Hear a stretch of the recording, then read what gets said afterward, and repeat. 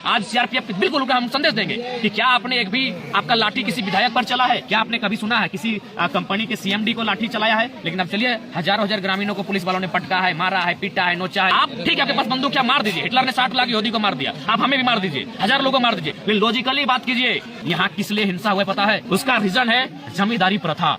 आप आंकड़े चलिए 1980 के पीरियड में यहाँ अगर नक्सली पनपा है, खुले मंच पर हम कहते हैं, तर्क के साथ कहते हैं, हमें डर नहीं लगता है। जो काम सरकार को करना चाहिए था वो काम नक्सलियों ने किया था।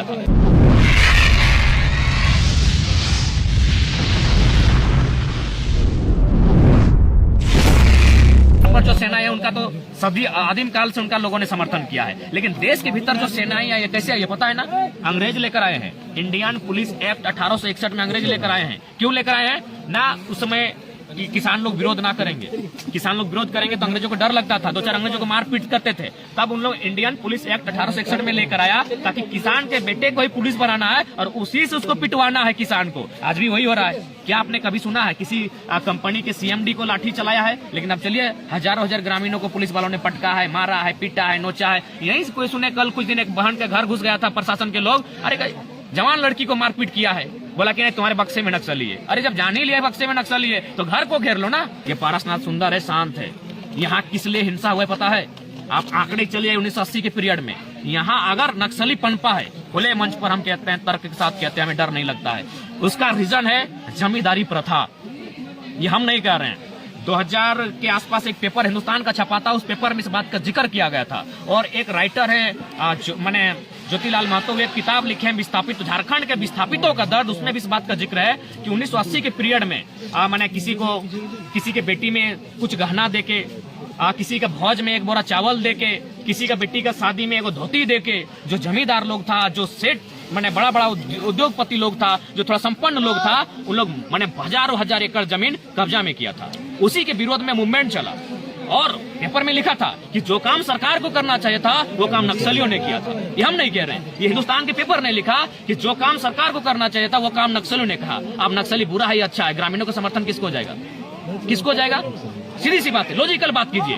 आप ठीक है, आपके पास बंदूक, क्या मार दीजिए। हिटलर ने 60 लाख यहूदी को मार दिया, आप हमें भी मार दीजिए, 1000 लोगों को मार दीजिए। लेकिन लॉजिकली बात कीजिए। आज सीआरपीएफ बिल्कुल हम संदेश देंगे कि क्या आपने एक भी आपका लाठी किसी विधायक पर चला है? क्या आपका जो भी सीआरपीएफ रहे, आईआरबी रहे, झारखंड पुलिस रहे, जिला पुलिस रहे, जो भी प्रशासन पुलिस की टीम है, क्या उनका लाठी किसी सीएमडी के ऊपर चला है? हजारों हाथी के गरीब बहन के ऊपर चला, तड़ा पीट दिया, घर में घुस के पीट दिया। क्यों?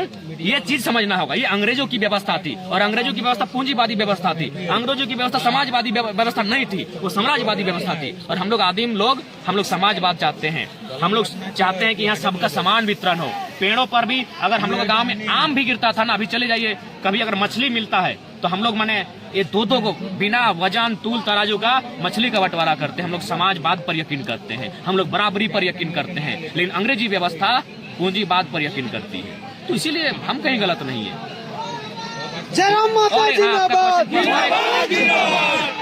हम आंसर को एक्सप्लेन करते करते बहुत दूर आ गए।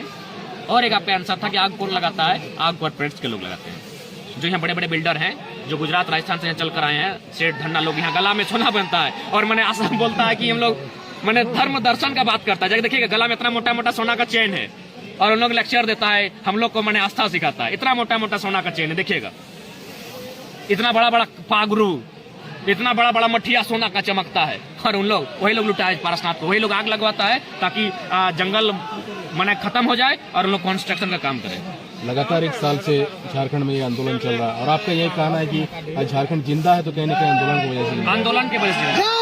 पारसनाथ के लिए हम कौन होते हैं? हम एक छोटा सा बेटा है, पारसनाथ के हजारों बेटे हैं, वो तय करेंगे। लेकिन आप तो पूरा झारखंड को जगाने का काम, पारसनाथ को बचाने के लिए क्या कुछ कीजिएगा? पारसनाथ को बचाने के लिए जो भी पड़ेगा तो